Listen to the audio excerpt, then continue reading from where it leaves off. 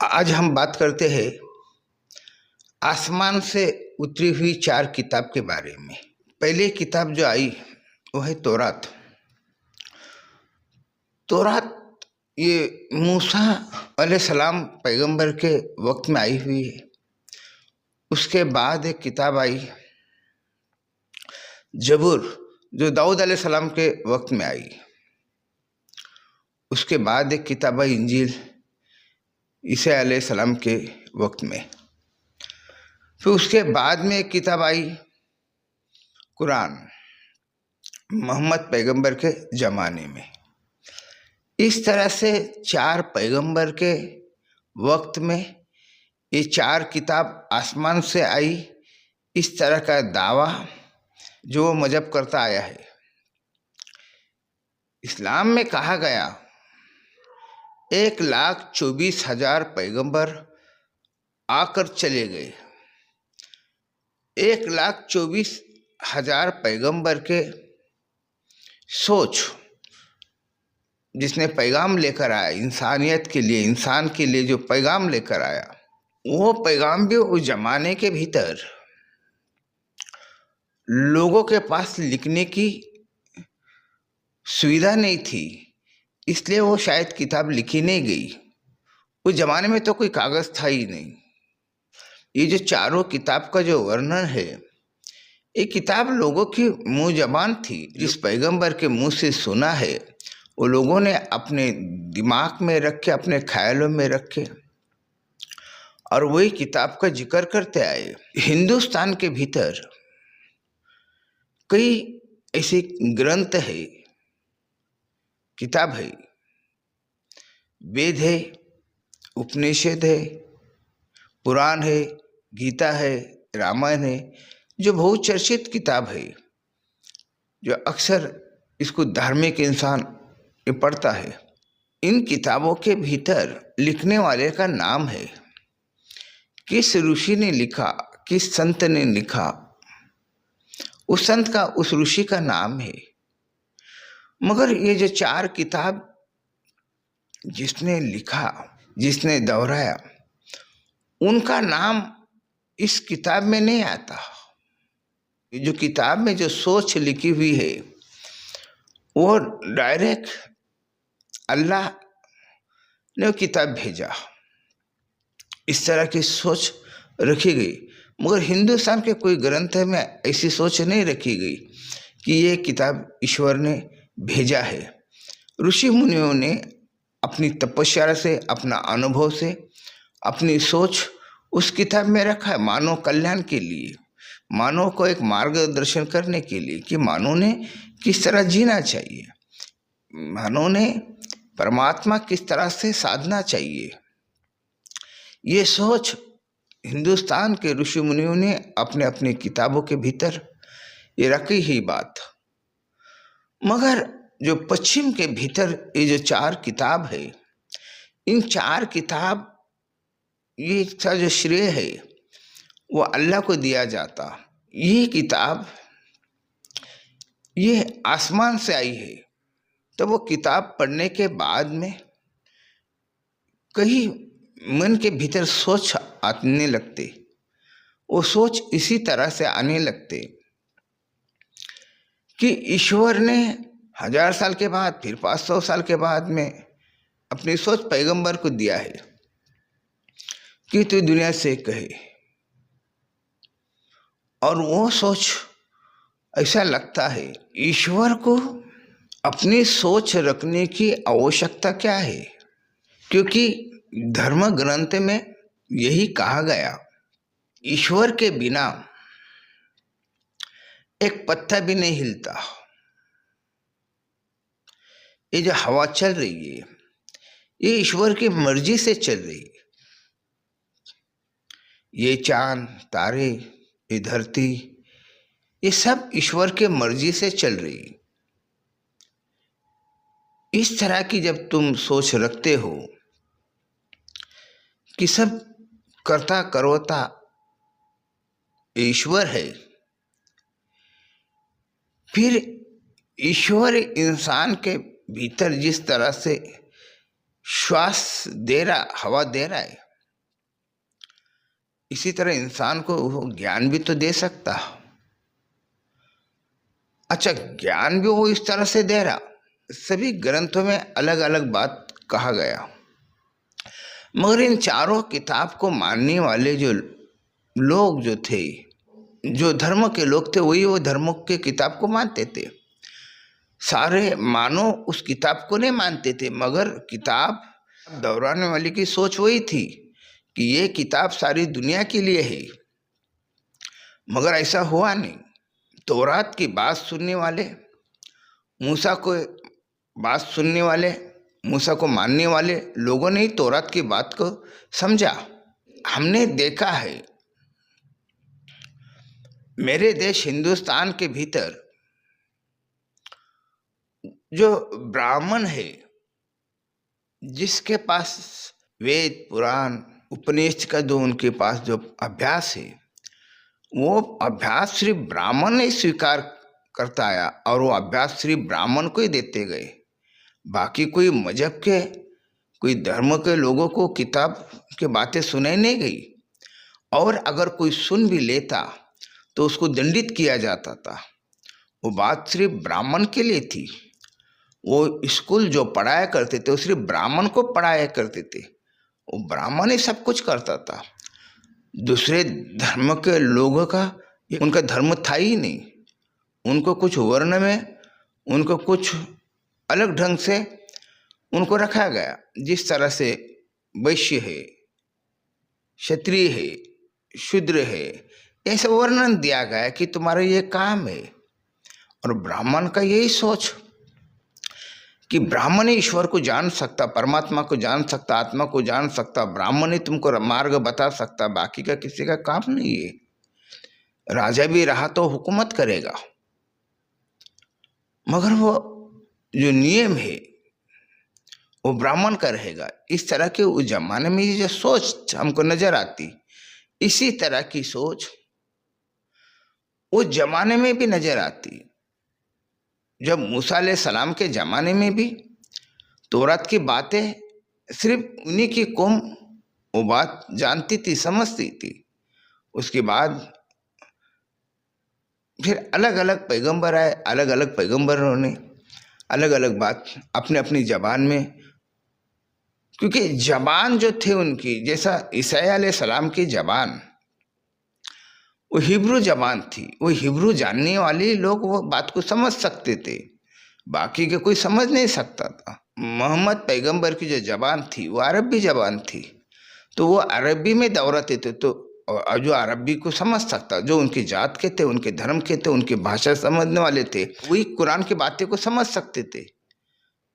बाकी कोई बात समझना बहुत मुश्किल था, बात समझने का सवाल ही नहीं आता। जो किताब लिखी गई,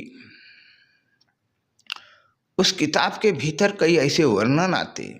मक्का में हश्र का मैदान है कि क़यामत के दिन वहाँ पे सबको खड़ा किया जाएगा। हश्र का मैदान के बारे में जो बात कही गई, वो हश्र का मैदान एक 5 से 6 हज़ार लोग वहाँ पे रुक सकते, इतना बड़ा मैदान है। फिर ये जो बातें कही गई, ये उतने लोगों को समझाया गया।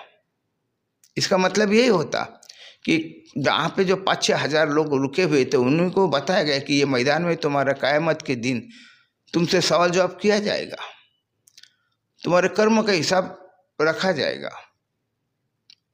अच्छा करोगे तो स्वर्ग में जाओगे, बुरा करोगे तो नरक में जाओगे। ये जो सोच रखी थी वो एक कौम के लिए रखी थी।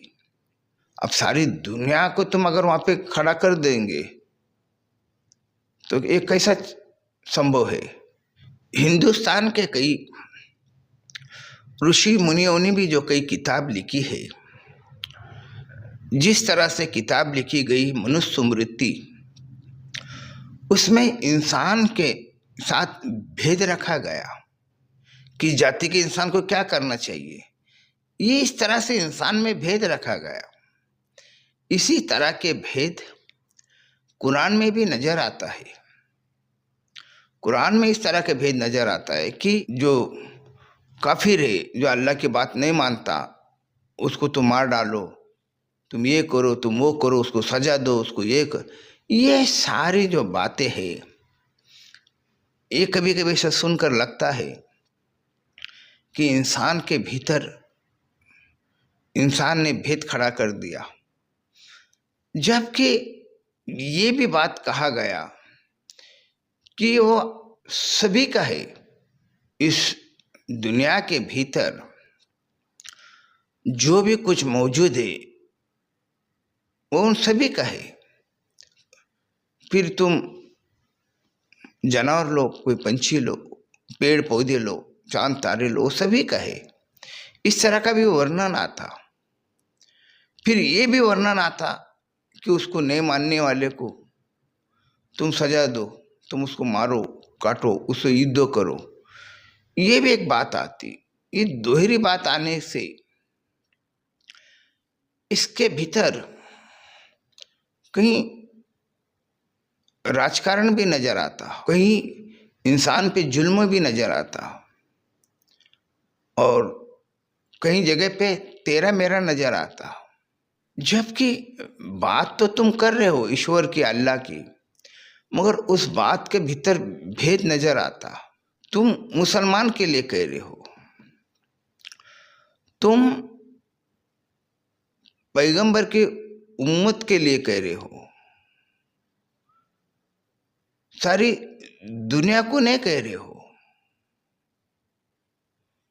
और सारी दुनिया तभी स्वीकार कर सकती जब वो मुसलमान बनेंगे, जब वो कलमा पढ़ेंगे, तो जाएंगे, जकात देंगे, रोजा रखेंगे, और तरीका तुम जब अपनाओगे तभी तुमको ये सब बात का अधिकार है। यहाँ तक तो बात समझ में आती। गैर मुस्लिम मुस्लिम धर्म स्वीकार कर सकता, मगर हिंदुस्तान के भीतर कोई दूसरे जाति का इंसान ब्राह्मण धर्म स्वीकार नहीं कर सकता। क्षत्रिय, वैश्य, शूद्र ये ब्राह्मण धर्म स्वीकार नहीं कर सकता। ब्राह्मण धर्म स्वीकार करने का सवाल ही नहीं आता। ब्राह्मण के घर में जो जन्म लेगा वही ब्राह्मण कहे जाएगा, उसी को वो अधिकार दिया गया। मगर इस्लाम के भीतर, इस्लाम का अगर तुम स्वीकार करते, कोई भी स्वीकार कर सकता, वो क्षत्रिय भी कर सकता, शूद्र भी कर सकता, वैश्य भी कर सकता, कोई भी जाति का इंसान वो इस्लाम धर्म स्वीकार कर सकता। और स्वीकार करने के बाद उसको जो तरीका थे, जो शरीयत थे, उसका पालन करना होता। हमने जो सूफी को पढ़ा है, सूफी को समझा है, सूफी का कोई धर्म नहीं है। सूफी तो एक ईश्वर रूपी है, एक अल्लाह का वली, एक अल्लाह का करीबी, उसको हम सूफी कहते।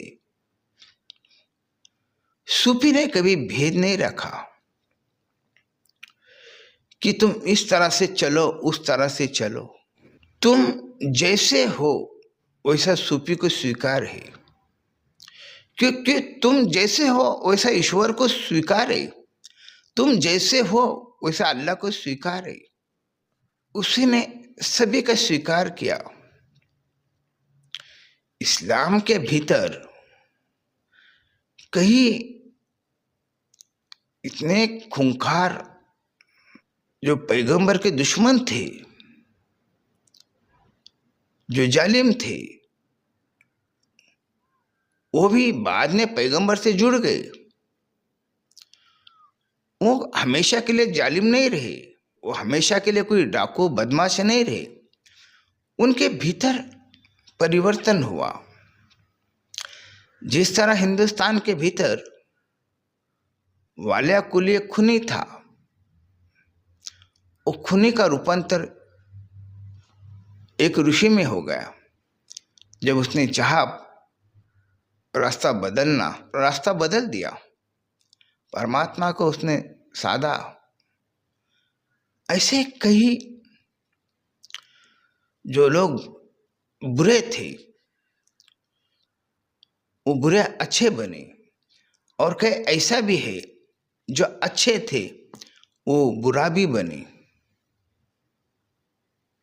ईश्वर के नाम पे, अल्लाह के नाम पे जो युद्ध हुए, जो इंसान इंसान को काटा गया, फिर वो रामायण में हो, महाभारत में हो,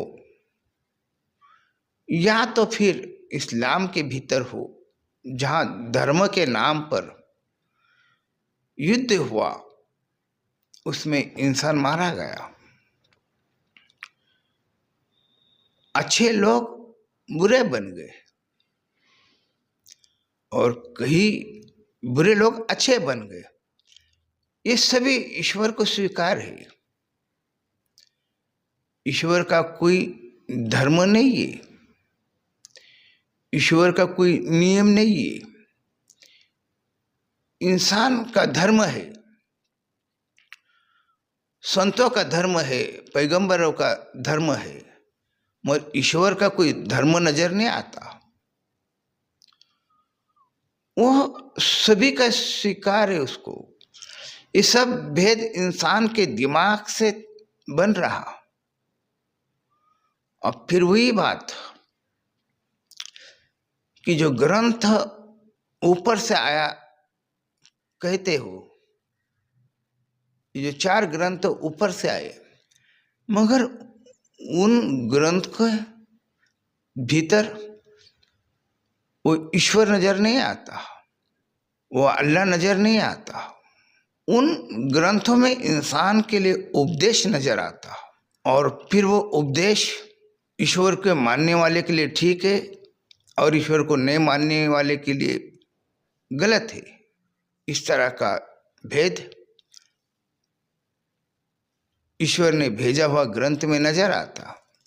क्योंकि मैं भी आपसे बहुत सारी बातें करता हूं,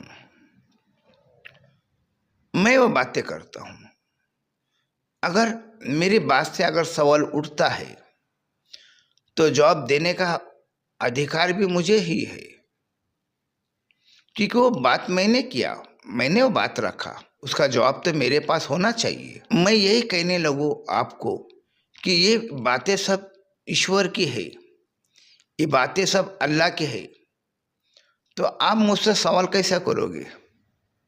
क्योंकि वो बात तो मैं थोड़ी दोहरा रहा हूँ, मैं तो यही कह रहा हूँ, ये बात तो अल्लाह ने कहा, इस तरह से बात होने वाली। क्योंकि तुम्हारे बातों से अगर कई सवाल उत्पन्न होते हैं, तुम्हारी बातों में अगर कोई तुम्हारे ज्ञान में अगर कोई सवाल खड़ा होता है, तो जवाब भी मांगने का अधिकार है तुम्हारे सुनने वाले को। और जो बात दोहरा रहा उसका दायित्व बन जाता कि उसका कर्तव्य है वो कि वो जवाब दे। वो ईश्वर के ऊपर, अल्लाह के ऊपर नहीं ढकल पाएगा। मगर यहाँ पे जो कुरान जो लिखी हुई है, कुरान हर एक की सोच अलग है। कुरान के 100 साल के बाद में लिखी गई। जब मोहम्मद पैगंबर थे तब कोई किताब नहीं थी, और तब उन्हीं की बातों को लोग फॉलो करते थे, उन्हीं की बातों को लोग सुनते थे। जब तुम उनसे सवाल करते तो वो जवाब देते थे। आज हम सवाल करते तो कोई जवाब नहीं दे पाता, और सवाल करने का भी इंसान को अधिकार नहीं दिया गया। इंसान को यही कहा गया कि बस ऊपर से आई हुई किताब है, तुमको सब बात स्वीकार करना होगा। अगर तुम कोई सवाल खड़ा करते हो तो तुम गुनहगार बन जाते। तुमको कोई अधिकार नहीं है कि तुम सवाल खड़ा कर सके। इस तरह की सोच है। आज भी कई लोग खुदा को मिलने का दावा कर रहे। एक मौलाना है, वो यूनुस गौर, वो यही कहता कि वो अल्लाह से जाके मिला है, उसने अल्लाह को देखा है। तब उसको बाकी के लोग उसको भला बुरा कह रहे। यही बात जब पैगंबर ने कहा कि मैं खुदा का नूर देखा हूं, तब लोगों ने, उस जमाने के लोगों ने पैगंबर के ऊपर कई सवाल उठाए, और कई सवाल उठाने से कई बार लड़ाई हो गई, मारामारी हो गई, कत्लेआम हुआ। उस जमाने के लोग जो पैगंबर को नहीं मानते थे उस बात का स्वीकार नहीं किए, वो बात के खिलाफ रहे, पैगंबर के खिलाफ हो गए कि तुम झूठ कह रहे हो। इस तरह की बातें उनके ऊपर हुई है। मौलाना यूनुस गौर, उसके ऊपर भी आज लोग कह रहे कि वो झूठा है, मक्कार है, लोगों को गुमराह कर रहा, लोगों को फंसा रहा। और जब उससे जब कोई सवाल करने जा रहा, वो तो कसम खा रहा, वो अल्लाह की कसम खा रहा कि उसने अल्लाह को देखा है, उसने अल्लाह से बात किया है, वो कसम खा रहा। और वो यही कहता, अगर आपको प्रमाण चाहिए तो मैं आग में कूदी मारने के लिए तैयार हूँ, तुम भी मेरे साथ में कूदी मारो। मैं ये कह कूदी मारूंगा कि जो मैं कह रहा हूँ वो सच है, और तुम ये कहो कि मैं जो कह रहा हूँ वो झूठ है, तो दोनों हम मिलके आग में उड़ी मार देंगे। अब आग में उड़ी मारने के लिए कौन तैयार है? अब वो तो कह रहा है कि मैं आग में उड़ी मारूंगा।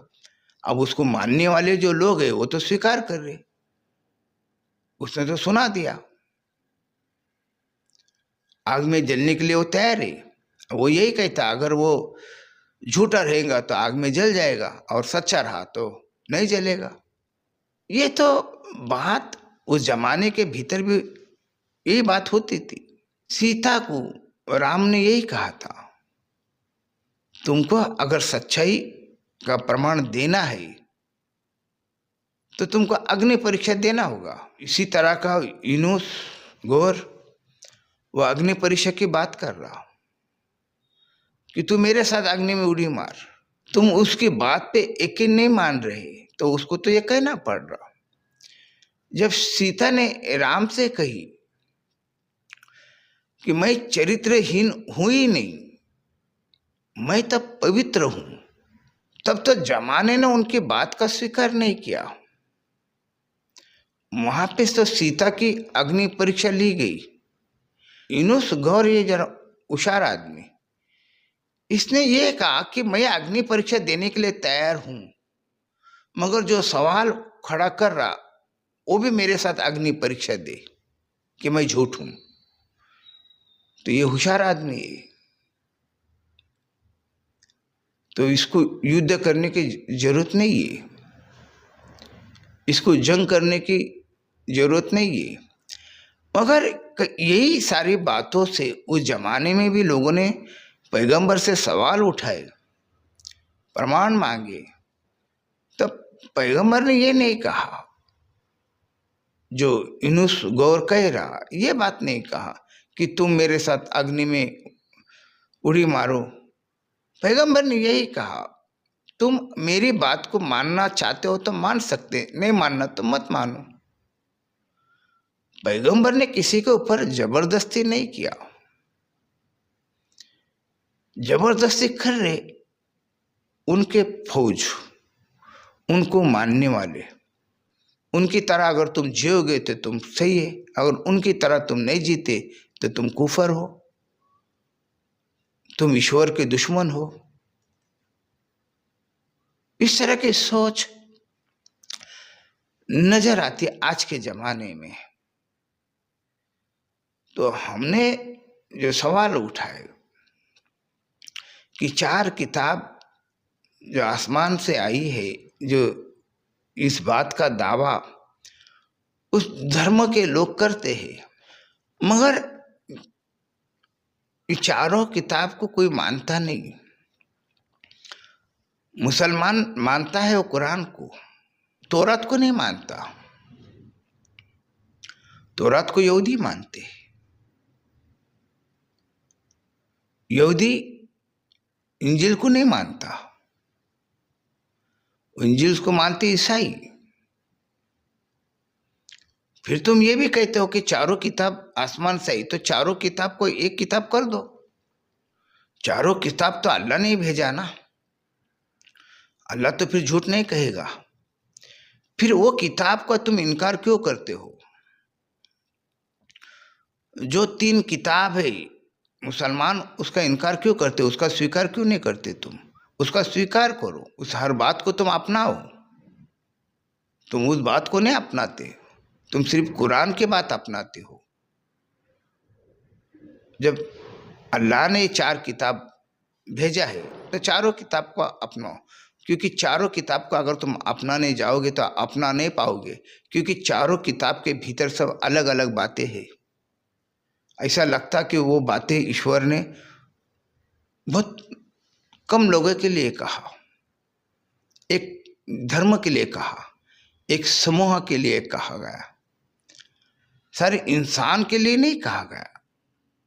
ऐसे उस सारी किताब पढ़ने से पता चलता इंसान को जो जबान जो ईश्वर अल्लाह ने दिया है वो खाने पीने के लिए दिया। बात तो हम कर रहे, वो जबान का इस्तेमाल हम कर रहे। जब सदियों पहले जब इंसान था वो इतनी बात नहीं कर पाता था, इतना उसको बात करने की आवश्यकता नहीं थी। क्या वो कि ईश्वर का बंदा नहीं था, वो अल्लाह का बंदा नहीं था? सारी पृथ्वी के ऊपर जितने भी इंसान है सभी की एक ही भाषा होना चाहिए था। सभी हिब्रू में बोले या अरबी में बोले या संस्कृत में बोले या पाली भाषा में बोले, एक भाषा, एक जबान। एक जबान तो है ही नहीं। अरबी जबान अरबी समझ सकते थे, ऐसा हम कैसा कह सकते? जो अल्लाह ने जो किताब लिखा है सब मानव के लिए लिखा है, तो उसी समय सब मानव तक वो बात पहुंचना चाहिए था। वो बात मानव तक कैसे पहुंचेगी? क्योंकि जबान है अरबी, और इस दुनिया के अंदर हजारों जबान है जो अरबी नहीं समझ सकते। जो अरबी समझाने वाला वो दूसरी जबान नहीं समझ सकता, वो कैसा समझाएगा? अगर ईश्वर अगर कहता है किसी को तो उसकी तो जबान सब तरफ की होना चाहिए।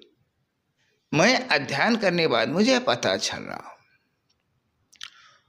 कुरान हिंदुस्तान में रहने वाले को कुरान कब समझ में आया? जब कुरान अरबी का ट्रांसलेशन जब हिंदी में हुआ तब हिंदुस्तान वालों को पता चला कि कुरान के भीतर क्या है। तब तक तो कुरान का पता भी नहीं था, बस अरबी में दौरा रहे, अरबी का मतलब भी नहीं पता था कि उसका मतलब क्या है। तुमको बोलने नहीं आ रहा अरबी का मतलब हिंदी में क्या है, और हिंदी वाले को अरबी समझ में नहीं आ रहा कि तुम क्या कह रहे हो और तुम क्या सुना रहे हो। ये एक दूसरे का तालमेल ही नहीं था। वो एक किताब को समझने के लिए हजारों साल लग गए। वो एक किताब इंसान के पास पहुंचने के लिए हजारों साल लग गए। अगर मुझे अरबी नहीं आती तो मैं कैसा समझ पाऊंगा अरबी जबान, और अरबी को हिंदी नहीं आती वो कैसा मुझे समझा पाएगा? इससे पता चलता कि ईश्वर की कोई किताब एक जबान में कैसी हो सकती, कई गिने चुने लोगों के लिए कैसे हो सकता? क्योंकि जब ईश्वर ने सभी को हवा दिया है,